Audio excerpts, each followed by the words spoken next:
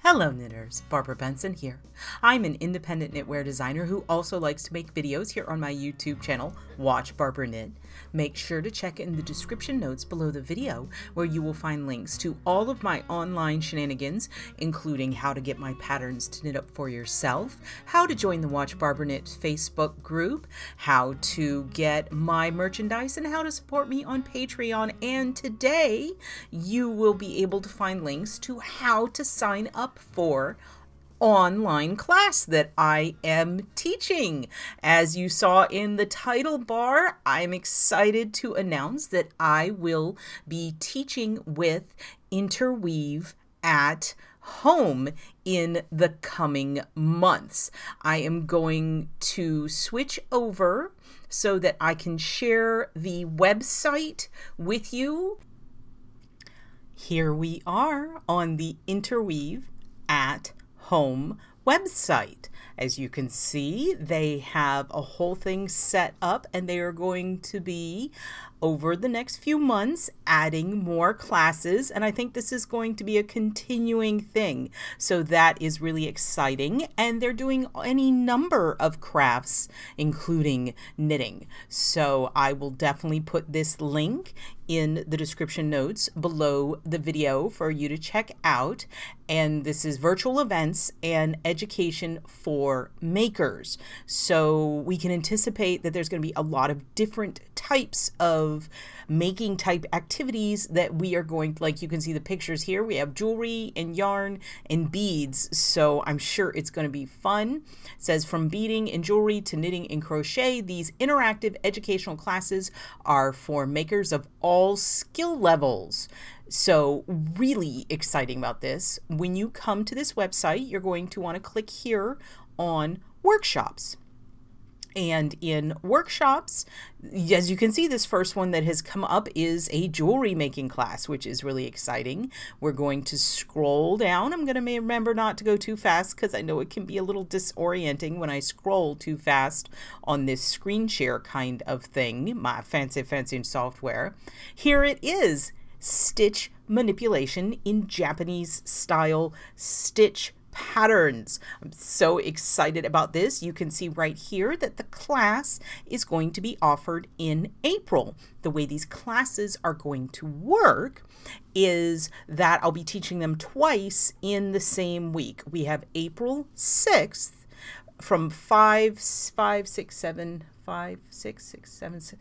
to 8 Mountain Time. So Interweave is in Colorado, so you're going to have to translate that to whatever your time zone is. But this is presented in Mountain Time, so it's later for me. It might be earlier for you.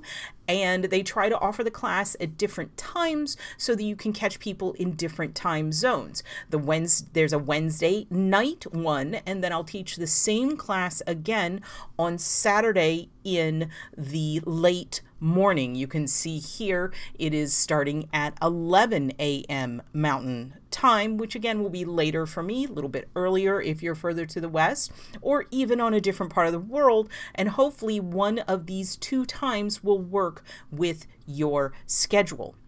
And this is what I'm going to be teaching.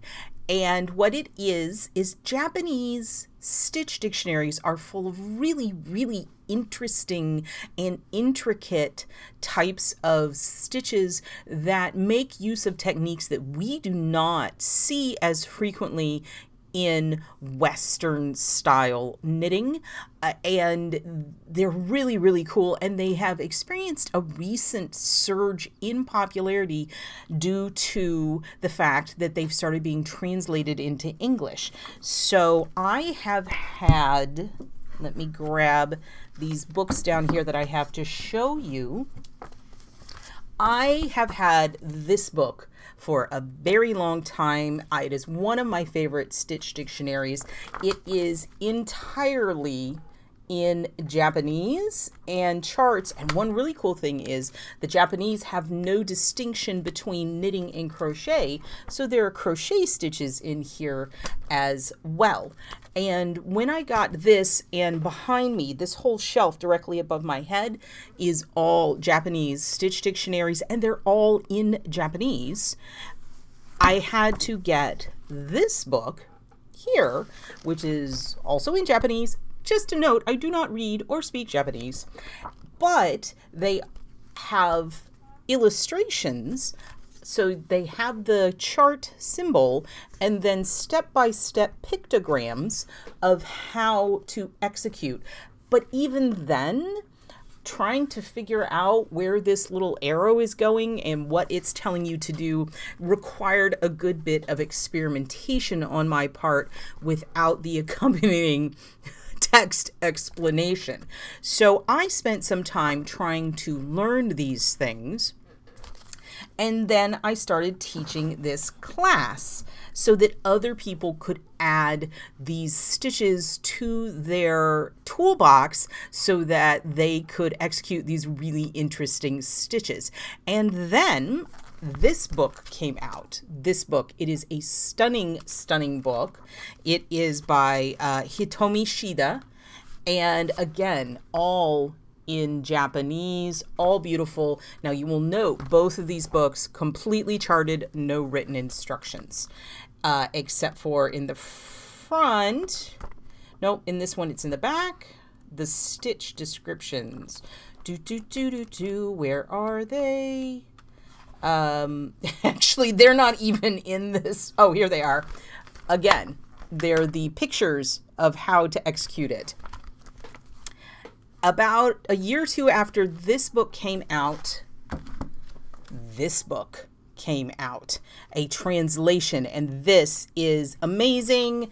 It gives you the English information, but still it's intimidating because explaining exactly how to execute these stitches can take several paragraphs, where if I can just show it to you, it's like, oh, that makes so much more sense. And that is where this comes in, this at-home style of teaching.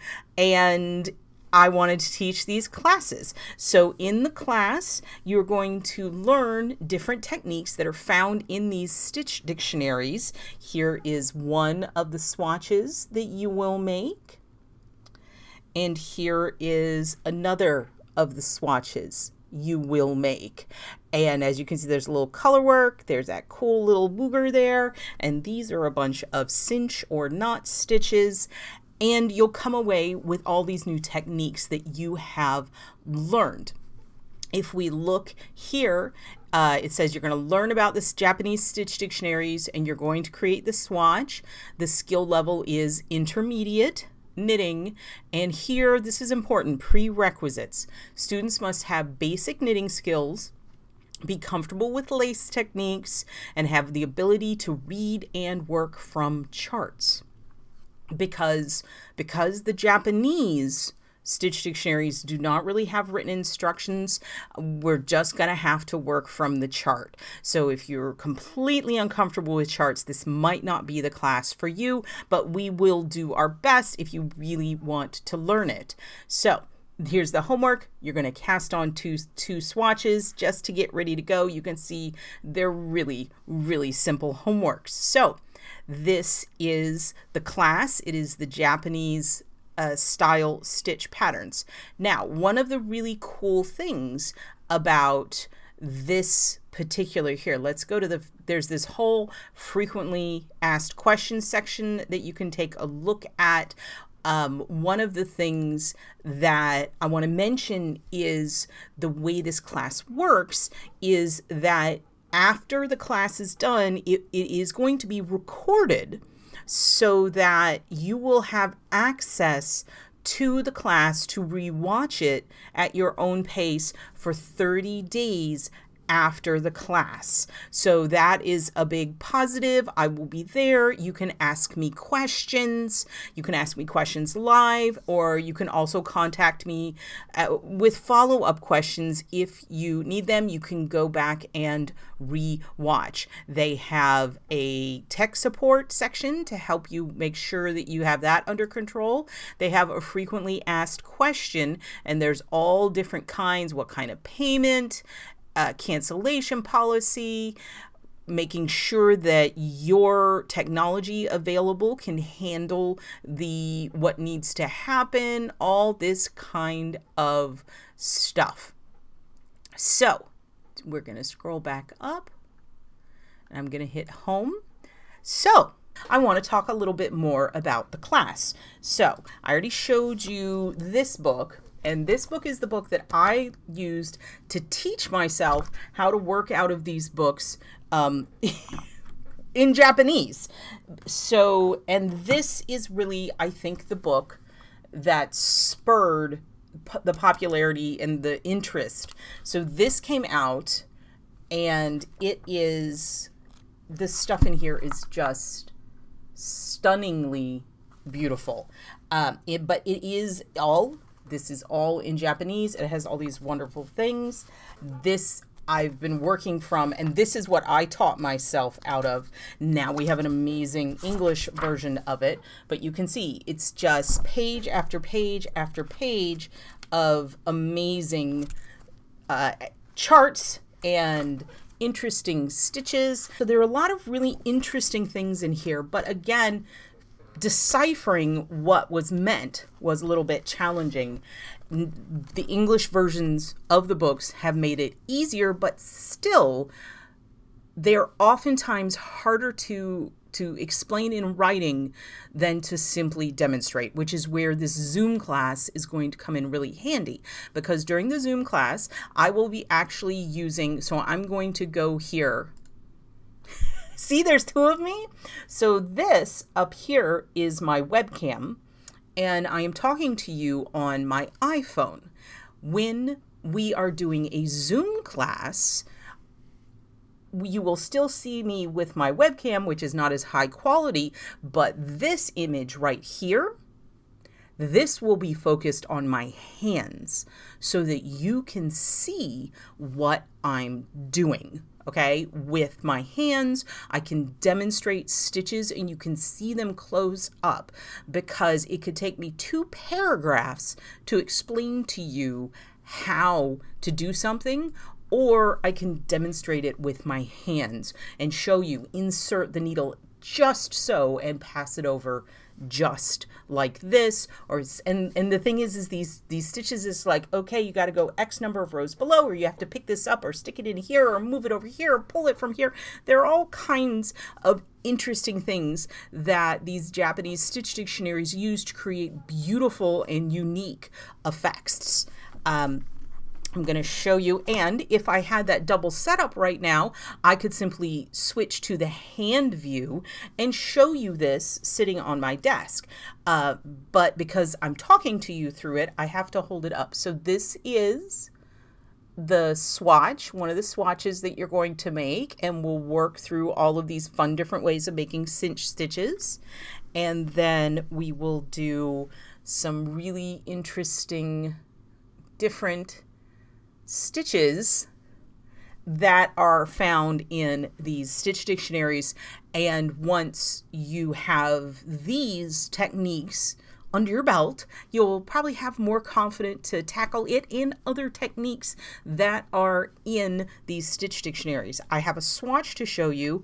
This is the swatch I knit for Cloud Street Stole, and you can see this is how some of those stitches, this column here is integrated into a pattern, and the wrong lever cowl back here uses some Japanese stitches. It's really just a lot of fun, and if you are interested in these Japanese stitch dictionaries and learning more about how to execute some of the stitches in them, I would love to have you in one of my classes. So make sure to check in the description notes below the video, where there will be links to the website I showed you and how you can sign up and take one of my classes. So I'm super excited. Please let me know in the comments below the video if there are other subjects you would like to see me teach in this online format through Interweave, and if there are other classes. I mean, they have to pick out the classes, so if there's something that you would really like to see me teach through them, send them an email and let them know, because I know people have been like wanting some of my classes. Let them know, and hopefully we can set something up. If you like this video, please give it a thumbs up, click that like button, and if you would like to be notified whenever I upload a new video, please subscribe to my channel and select notifications. Thank you so much.